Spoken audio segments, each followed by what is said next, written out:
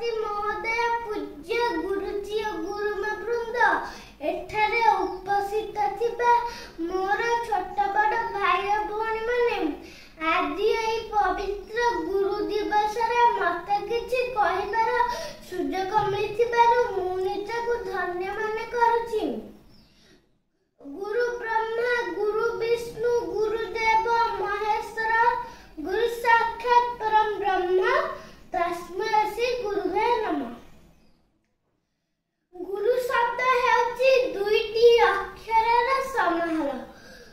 ଗୁର ଅର୍ଥ ହେଉଛି ଅନ୍ଧକାର ଏବଂ ରୁର ଅର୍ଥ ହେଉଛି ଜ୍ଞାନ। ଅଜ୍ଞାନ ରୂପକ ଅନ୍ଧକାରରୁ ମୁକ୍ତ କରି ଜ୍ଞାନକୁ ଜ୍ଞାନ ରୂପକ ଆଲୋକ ପ୍ରଦାନ କରିଥାନ୍ତି, ସେ ହେଉଛନ୍ତି ଆମର ଗୁରୁ।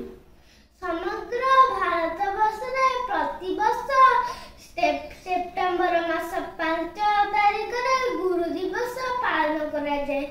ଏହି ଦିବସଟି ଭାରତର ପୂର୍ବତନ ରାଷ୍ଟ୍ରପତି ଡକ୍ଟର ସର୍ବପଲ୍ଲୀ ରାଧାକ୍ରିଷ୍ଣଙ୍କ ଜନ୍ମ ଦିବସ।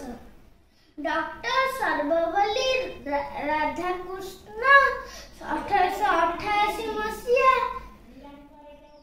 ସେପ୍ଟେମ୍ବର 5 ତାରିଖରେ ତାମିଲନାଡୁର ତିରୁତାନି ଗ୍ରାମରେ ଜନ୍ମଗ୍ରହଣ କରିଥିଲେ। ସେ ଜଣେ ଜ୍ଞାନୀ ଯୋଗୀ ଏବଂ ଜଣେ ଆଦର୍ଶ ଗୁରୁ। ଗୁରୁମାନଙ୍କୁ ସମ୍ମାନ